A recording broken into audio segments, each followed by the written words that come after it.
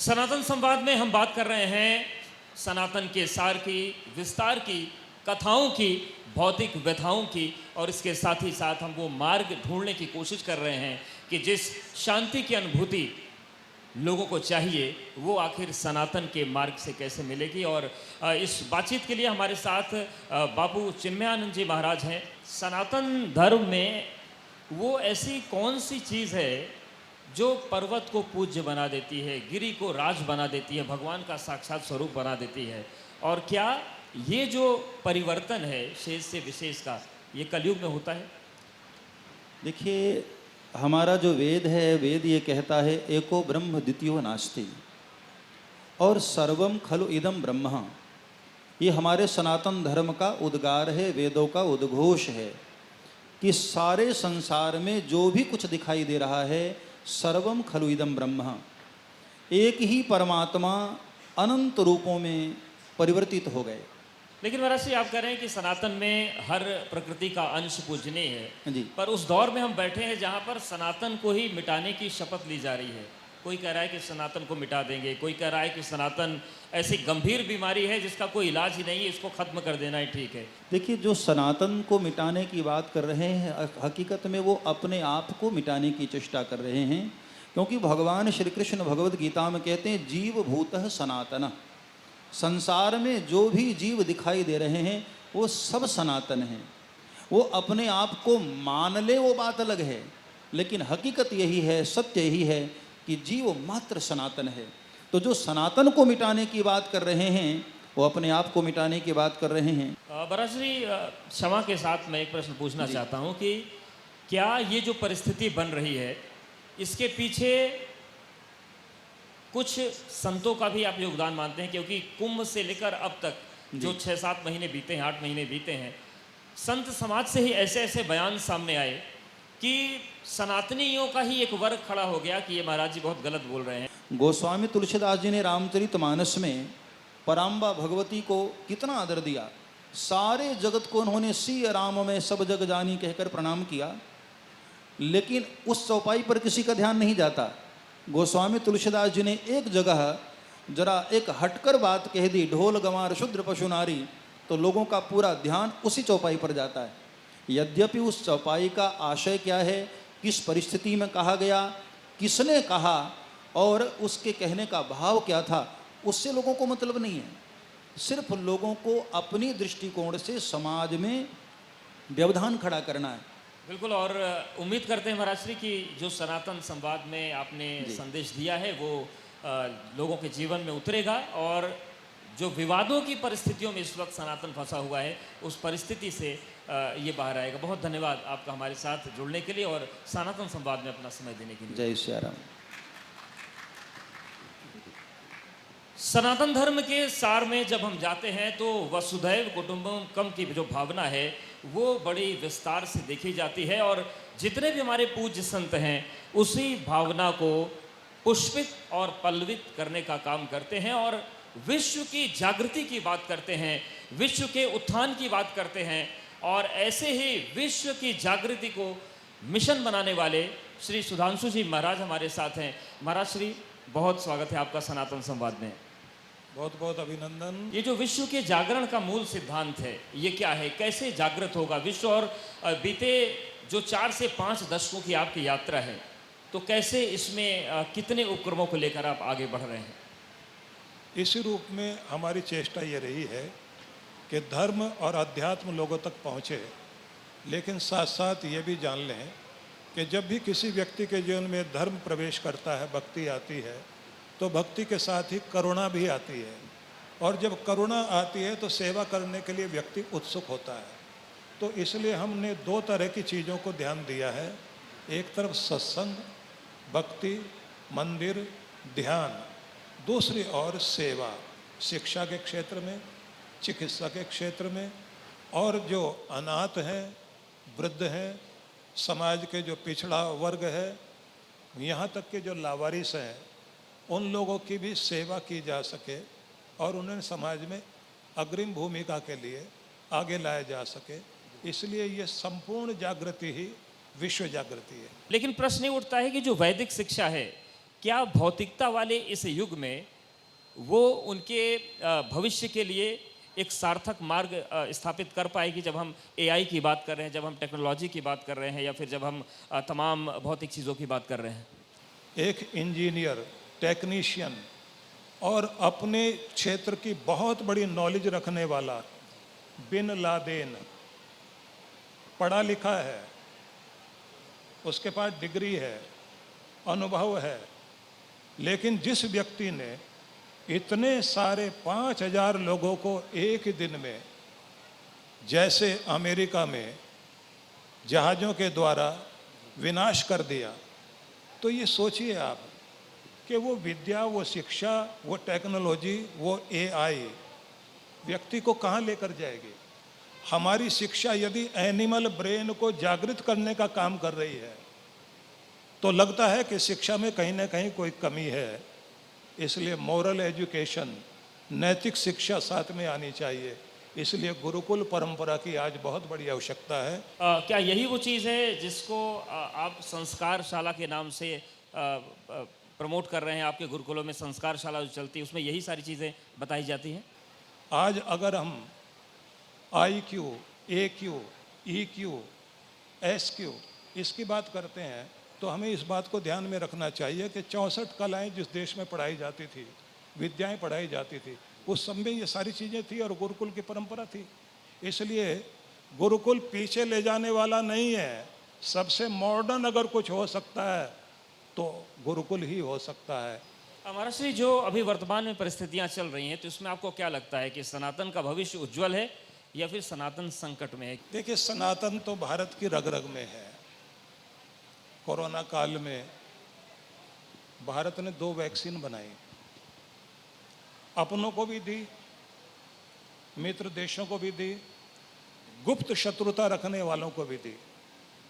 उस वैक्सीन के परिचय में एक छोटी सी लाइन लिखी हुई थी, सर्वे संतो निरामया।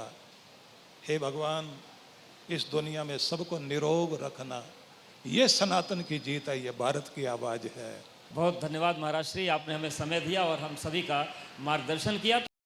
सनातन संवाद में हम पूज्य गुरुओं से बात कर रहे हैं और जो सार निकल कर सामने आ रहा है वो यही इशारा करता है कि सनातन धर्म में गाय की हम बात करें, गीता की बात करें या फिर गंगा की बात करें, ये 3 सोपान बड़े महत्वपूर्ण हैं। जब हम कथा के साथ साथ सेवा की बात करते हैं और गाय में ही हम पूरे विश्व की माता का स्वरूप देखते हैं, गावो विश्वस्य मातरम, तब कौशिक जी महाराज का नाम आता है और वो हमारे साथ इस वक्त सनातन संवाद के मंच पर मौजूद है। माश्री, आपका बहुत स्वागत है सनातन संवाद में। सबसे बहुत अच्छी बात है ABP न्यूज के द्वारा जो सनातन संवाद की चर्चा पूरा देश सुन पा रहा है। और मूलम ही विष्णुदेवानाम यत्र धर्मः सनातन तस्य च ब्रह्म गो विप्रः तपो यज्ञ स दक्षिण। ये सनातन के स्तंभ हैं। तस्य च ब्रह्म, ब्रह्म को यहाँ वेद से लिया गया है और वेद हमारा सबसे प्राचीन है, अपौरुष है, स्वयं परमात्मा की वाणी है। और सनातन वही है जहाँ वेद के कहे गए सूत्रों के ऊपर हम अपना जीवन जीते हैं। पहला स्तंभ है सनातन का ब्रह्म, तस् ब्रह्म। फिर उसके बाद में है गौ। आपने गौ माता की बात की है। गौ माता में संपूर्ण देवी देवता विराजित हैं, ये सबको मालूम है।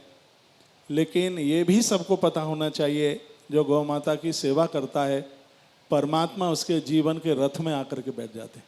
महाभारत की कथा है, भगवान श्री कृष्ण कहते हैं कि एक बहुत बड़ी यज्ञ की पूर्णाहुति होने वाली थी, तुम मुख्य वेदी पर बैठे हुए थे। इतने में एक ब्राह्मण रोता हुआ आया और उसने कहा, कुंती नंदन, मेरी 10,000 गायों को यवनों ने घेर लिया है, कैसे भी मेरी गायों को बचा लीजिए। तुम पूर्णाहुति छोड़ करके अपना धनुष बाण उठाकर तुम गायों की रक्षा के लिए गए और तुमने 10,000 गौवंश की रक्षा की। अर्जुन, जो गाय की रक्षा करता है उसके जीवन के रथ में मैं बैठता हूँ और उसे मैं कभी दुनिया में पराजित नहीं होने देता। यह भगवान श्री कृष्ण के शब्द थे।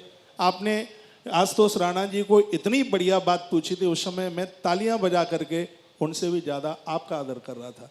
आपने रावण के बारे में इतनी बढ़िया बात, इतनी सटीक बात पूछी और मेरा मन मान नहीं रहा, इसलिए मैं बोल रहा हूँ, राम और रावण में बस इतना सा अंतर है कितना अंतर है? राम रावण में इतना सा अंतर है, जिसने धर्म के रास्ते का चुनाव किया बंदर भालू भी उसके सहायक बन गए, जिसने अधर्म के रास्ते का चुनाव किया सगे भाई विभीषण ने भी उसका संग छोड़ दिया। एक बात मैं आपको कहना चाहूंगा, जितने भी ये बड़े बड़े मंदिर हैं, चाहे वो भगवान बांके बिहारी जी का मंदिर हो, चाहे उज्जैन का महाकाल मंदिर हो, चाहे वो रामेश्वरम का मंदिर हो, चाहे वो जगन्नाथपुरी का मंदिर हो, मैं ये कहना चाहूंगा कि इन मंदिरों के पास में जितने लोग आते हैं, जितना धन आता है, इनके पास में उतनी ही बड़ी गौशालाएं होनी चाहिए, क्योंकि प्राण प्रतिष्ठित मंदिरों के लिए पॉलीथिन और दूधिया की टंकी का दूध नहीं चलता, उसके लिए शुद्ध देसी गौ माता का दूध, उसके ही द्वारा उसका भोग लगेगा। बोलिए गौ माता की, सत्य सनातन धर्म की। एबीपी न्यूज के लिए, पूरी टीम के लिए मेरी बहुत बहुत शुभकामनाएं। आप अच्छी बातें लोगों के पास तक पहुंचाते रहें। मैं भी आपका न्यूज देखता हूं, देखता रहूंगा। धन्यवाद। सनातन धर्म की जब हम बात करते हैं तो कई धाराएं इसमें देखने को मिलती हैं। शैव पद्धति मिलती है, वैष्णव पद्धति मिलती है, शाक्त है, गणपत्य है और भी तमाम पूजा पद्धतियां, आराधना पद्धतियां हैं। और इसमें वैष्णव जो पूजा पद्धति है या फिर जो वैष्णव परंपरा है उसका बड़ा महत्व है। इसी वैष्णव परंपरा को लेकर हम बात करेंगे। हमारे साथ जगत गुरु रामानंदाचार्य सतीशाचार्य जी महाराज हैं। महाराज श्री, सनातन संवाद में आपका बहुत स्वागत है। बहुत आभार। महाराज श्री, जब हम सनातन धर्म की बात करते हैं तो एक धारा जो चल रही है वो पूज्य शंकराचार्यों की चल रही है, जो दूसरी धारा चल रही है वो जगत गुरुओं की चल रही है। तो सबसे पहले हम यही जानना चाहते हैं कि जो वैष्णव परंपरा है, जो वैष्णव पूरी धारा चल रही है, उसमें जगत गुरु का क्या स्थान है और आप लोग की जिम्मेदारी क्या होती है? तो ये मान्यता है कि रामानंद स्वयं रामो प्रादुर्भूतो महीतले। ये इंसान का रचा हुआ पद नहीं है, इस पद की एक व्यवस्था है, इस पद का अपना एक प्रभाव है। क्योंकि इस पद के मानने वाले ऐसा मानते हैं कि ये पद स्वयं परमात्मा ने निर्माण किया है। रामानंद स्वयं रामो, स्वयं राम ही रामानंदाचार्य हैं। यानी कि ये जो व्यवस्था है समानांतर चल रही है। आपने कहा कि रामानंदो स्वयं राम है, यानी कि जो जगत गुरु हैं वो एक तरीके से राम का स्वरूप हो गए हमारे सामने। और शंकराचार्य के बारे में कहा जाता है कि शंकरो शंकर है साक्षात, यानी जो शंकराचार्य हैं वो स्वयं शंकर हैं। तो यानी कि भक्ति की धारा समानांतर चल रही है। तो वर्तमान समय में जगत गुरुओं की क्या चुनौती है सनातन धर्म के विस्तार और प्रसार को लेकर? आप चुनौती महसूस करते हैं कुछ? चुनौती ये है कि जैसे ही थोड़े पैसे आएंगे वैसे ही आपके बच्चे की चोटी कट जाएगी। वो चोटी नहीं रखना, क्योंकि आप बहुत अमीर आदमी हैं, इसलिए चोटी क्यों ही रखेंगे। ये बड़ी चुनौती है। बड़ी चुनौती है कि टीका कौन लगाता है आज के समय में? वो कूल कैसे रहेंगे? टीका लगा के कोई कूल दिखता है क्या? टीका तो पता नहीं किन लोगों का काम है। वो कौन ही लोग दुनिया में होंगे जो टीका लगाते होंगे। बड़ी चुनौती एक और है अवधेश भैया, मतलब मैं बहुत आनंदित हूं कि आप एंकर होके संस्कृत के श्लोक बोलते हो। मैं आज पूरा प्रातः से देख रहा हूं, क्या क्या अद्भुत वाणी है आपकी। बहुत साधुवाद, बहुत धन्यवाद एबीपी न्यूज को कि ऐसे ज्ञानी को सूत्रपात करने के लिए बैठा है। तो मैं आपको चैलेंज बता रहा था। चैलेंज ये है कि आज लोगों को बहुत प्रसन्नता है इस बात में, बड़ा स्वैग है इस मामले में कि मेरे बच्चे को हिंदी नहीं आती। क्या नहीं आती? हमारे बच्चे को हिंदी नहीं आती। अरे ये पता नहीं कहाँ पढ़ रहा है और उसको ना हिंदी तो बिल्कुल आती ही नहीं है। और बड़ा इतरा के कहते हैं ये भारी संकट है सरकार। ये जो कृष्ण जन्मभूमि का मामला है, ये विवाद का विषय बनेगा राम मंदिर की तरह, या आप लोग मिलजुल कर चीज़ें सुलझा लेंगे? क्या लग रहा है आप लोगों को? विवाद जैसी कोई चीज़ है नहीं। हमारी अपनी जो वस्तु है, ये हमारा सौहार्द है, हमारा प्रेम है, ये हमारी सहिष्णुता है। गीता पढ़ाई तो जा सकती है, गीता पढ़ी नहीं जा सकती।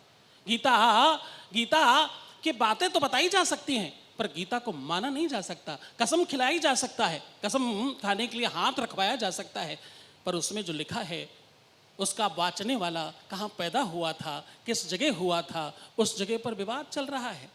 ये विडंबना है साहब सरकारों की। धन्यवाद महाराज श्री, हमें समय देने के लिए।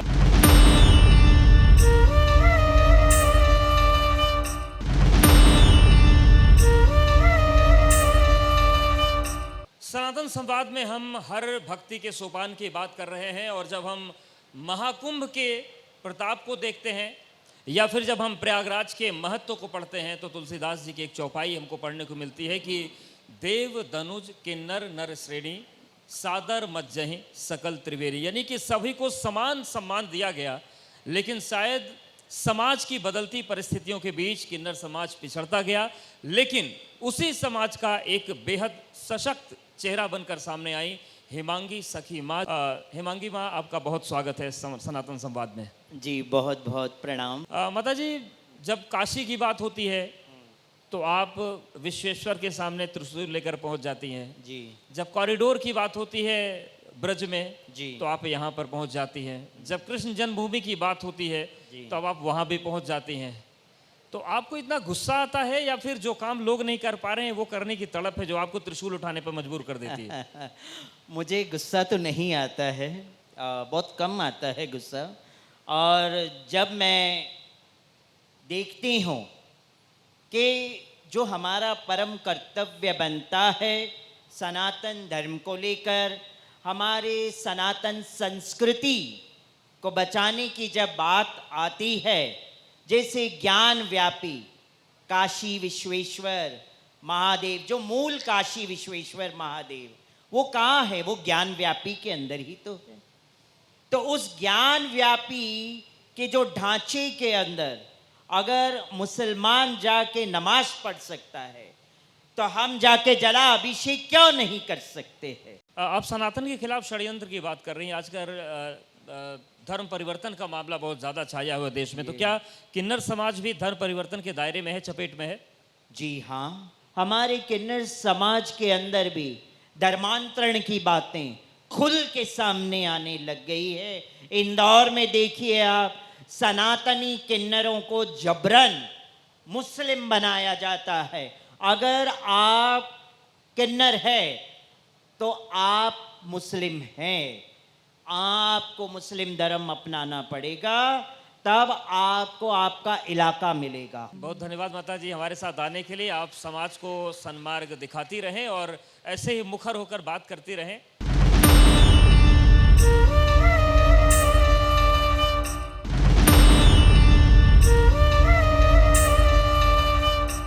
सनातन संवाद हम कर रहे हैं और उन पक्षों को भी लाने का हमारा प्रयास है जो सर्वसुलभ नहीं है, और एक ऐसा ही पक्ष है शारदा सर्वज्ञ पीठ, जिसके पीठाधीश्वर हमारे साथ मौजूद हैं सनातन संवाद के मंच पर।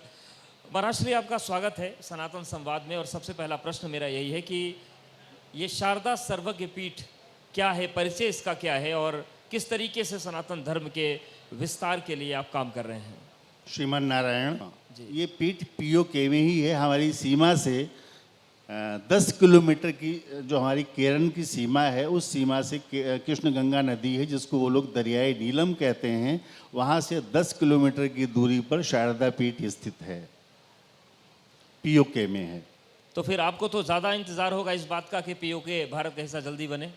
निश्चित रूप से भारत सरकार ने 2 बार संसद में प्रस्ताव पास किया है कि पाक अधिकृत कश्मीर भारत का अभिन्न भूभाग है और हम उसको वापस लेके रहेंगे। भारत का एकमात्र प्रस्ताव है जिसमें किसी भी विरोध नहीं किया, निर्विरोध ये प्रस्ताव पास हुआ कि पाक अधिकृत कश्मीर भारत का अभिन्न भूभाग है और हम उसको वापस लेके रहेंगे। हर एक व्यक्ति किसी मूल एक चीज़ से बंधा हुआ है, और गोत्र की आप बात करते हैं कि गोत्र एक ऐसा विषय है जिसको लोग जानते नहीं, समझते नहीं, और उसके बाद वो अपना मूल खो रहे हैं। तो ये गोत्र की जो व्यवस्था है ये क्या है और कैसे हमारा जो हमारी पहचान है इसमें छिपी हुई है?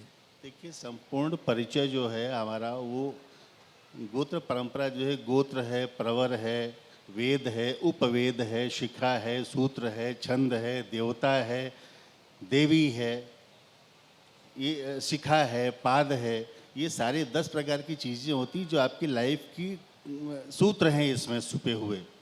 आपको कौन से वेद की कौन सी शाखा पढ़नी है, किस नियम का पालन करना है, किस स्मृतियों के अनुसार चलना है, सबकी हमारे स्मृतियाँ बनी हुई हैं क्षेत्रों की। इसको पूर्णता से जानने के लिए गुरु परंपरा से इसका ज्ञान अर्जित करें और उम्मीद करते हैं कि लोग अपने धर्म से जुड़े रहेंगे, धर्मपरायण बने रहेंगे। बहुत धन्यवाद महाराज श्री आपका हमारे साथ जुड़ने के लिए। तो सनातन संवाद से जो बातें निकल कर सामने आ रही है वो यही है कि सनातन को समझना होगा और समझ कर आगे बढ़ना होगा, क्योंकि अगर आप अपने मूल से कटते हैं तो फिर सब कुछ खत्म हो जाता है।